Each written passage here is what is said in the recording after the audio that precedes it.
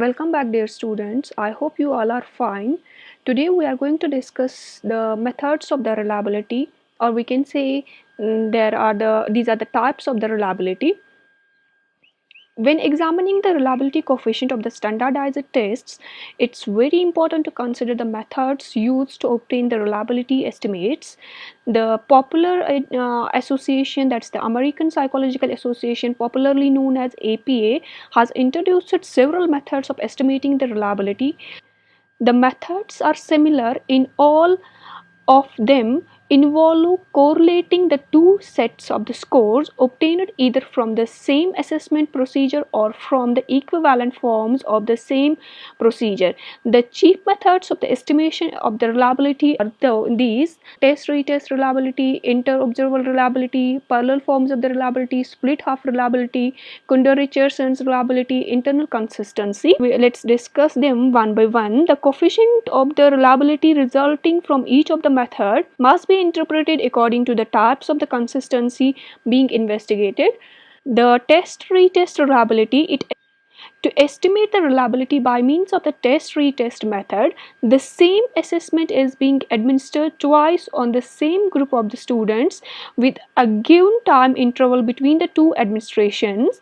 The resulting assessment scores are correlated, and this correlation coefficient provides a measure of the stability, that is, it indicates how stable the assessment results are over a period of time. If the results show that the student who were good at position at the first administration, and also they are at good position in the second administration, then the test is said to be the stable. The closer the agreement between the two administrations of the test, the greater is the reliability coefficient, or the greater is the coefficient of the stability. Test retest or reliability method is mainly used in the experimental research designs and also in the quasi-experimental research designs. There are some limitations of the test retest method, like testing condition during the test retest may vary, which result in the instability in the scores. The individual's health, emotional conditions, mental health, motivational conditions, or the mental set don't remain same in the both administrations at the two different occasions. If the test is repeated immediately, the test taker may recall the first answers. This may increase the score of the test taker. Besides, the memory effect, practice, and the confidence induced by the familiarity with the test will affect the scores of the second test. This is known as the carryover effect, and this is also known as the transfer effect, or we can say the memory effect, the practice effect. If the time gap between the two administrations is so long, additional learning or changes in the characteristics of an individual will affect the scores at the second administration, and it may decline the reliability of the test. A parallel form of the reliability, it's also known as the equivalent form of reliability. This method of reliability is also known as the comparable form of reliability. The two parallel forms of the test can be constructed by selecting the sample in each form from the same content. By the parallel form, we mean that the form of the test are equivalent as far as the content, as far as the objectives, format, difficulty level, discrimination value of the items, length of the test is concerned. The parallel tests have equal score means, variance, equal inter correlation among the items. So the two parallel forms of the test must be similar in all respects, but there should not be the duplication of the items. The equal form method of estimating the reliability is widely used in standardizing the tests, because for most standardized tests, two or more forms are available. When the two or more forms are virtually alike, reliability is too high. When they are not sufficiently alike, reliability is too low, and the Pearson's method of correlation is used to calculate the coefficient of the correlation between the two sets of the scores obtained by determining the two forms of the tests. It is the test which is used when one intends to use two forms as an alternative methods of the same thing. There are some limitations of this parallel form. Construction of the test form is too difficult in comparison to the others. There is a chance of the memory effect, practice effect to operate at the administration of the second form. The testing condition while administering two forms may differ, and the test taker may not be in the same physical, mental, emotional state at the both the time of the administration. Next is the split half reliability method. Reliability can be estimated or calculated from a single administration of the test. The test is administered to a group of the people and then it is divided into the half of the scores. To divide the test into half of that are equivalent. The procedure is to score the even numbers and the odd numbered items separately. This results two scores for every student, which when correlated gives a measure of internal consistency. This coefficient indicates the degree to which the consistent results are obtained from the two halves of this test and may be thought of as half-length test reliability estimation. Split half method reliability is estimated by a formula known as Spearman-Brown formula. In this formula, R subscript 11 is the reliability of the test, or 11 divided by 22 is the correlation between the odd and the even items, or we can say it's the reliability of the half of the tests. There are some limitations of the split half method also, which are the whole test can be divided into the two parts in a number of ways, such as the reliability coefficient obtained through this method may vary from method to method when we divide this test into the two parts. As the test is once administered, the factor chance error may affect the scores on two halves and thus tend to make the reliability coefficient too high. It's very difficult to divide the test into two halves in such a way that both halves have equivalent difficulty level and the discriminant power. This method cannot be used in the power tests. Next method to find out the reliability is the Kunder-Richardson's method or the Kunder-Richardson's formula. This reliability method was developed by the G.F. Kunder and M.N. Richardson.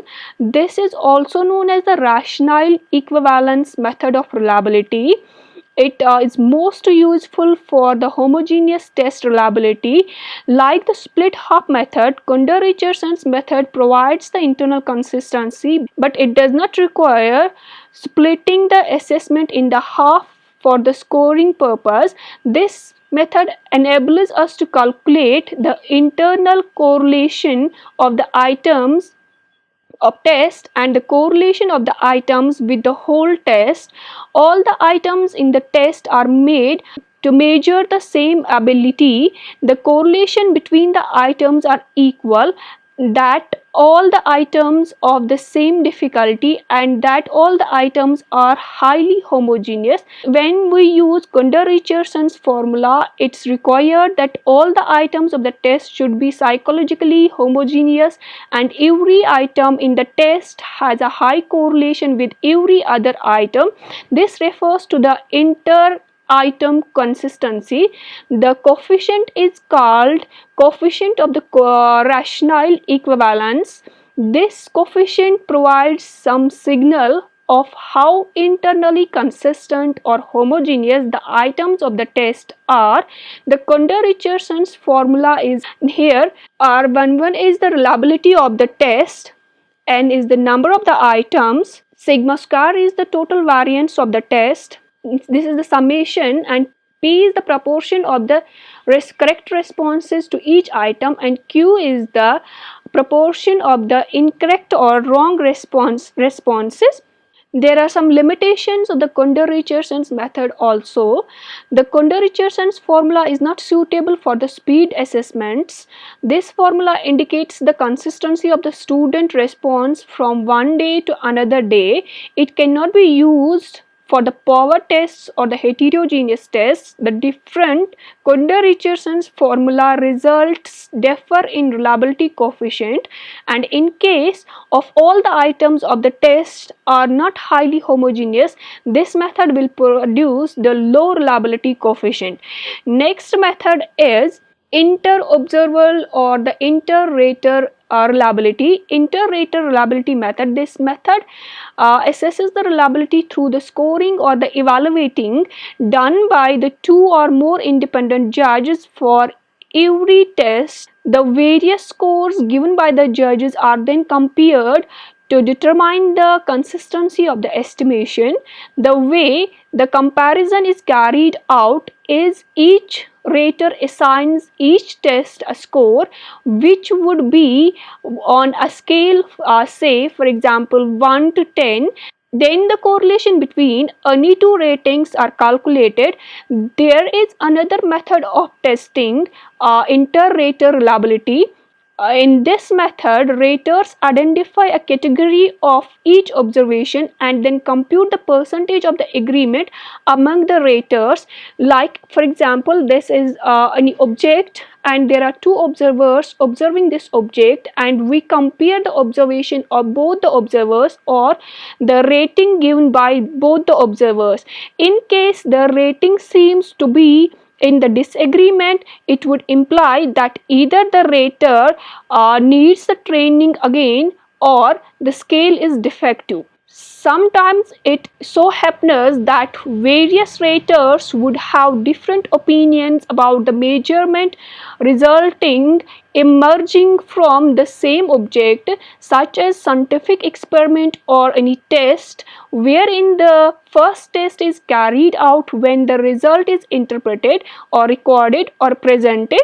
At any of these stages, the rater may become affected by the rater's bias, that is the tendency to rate in the direction what the rater expects. It's one of the best form of the reliability to measure an observation.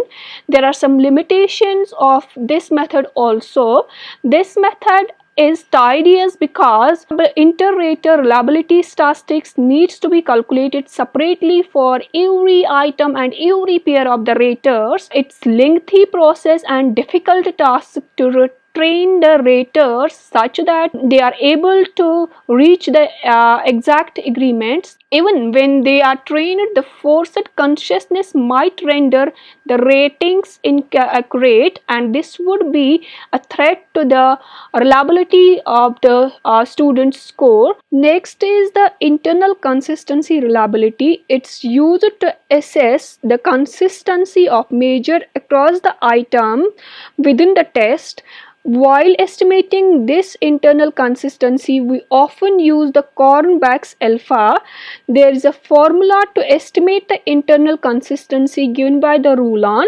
This is the Rulon's formula. Here, D designates the difference between the two halves of an examinee, and this is the standard deviation, or we can say variance, and this is the variance of the total. This is the variance of the two differences. This gives the reliability of the total score, not for the half score. The Rulon's formula can be applied to the parallel form in which the coefficient would indicate reliability of the composed of the sum of the two forms. This is all about the methods of the reliability, or we can say the types of the reliability. In the previous lecture, we have already discussed the factors that affect the reliability. I hope you have understood. I will be back with the new video lecture. Till then, stay healthy, stay motivated, stay tuned to the channel. God bless you.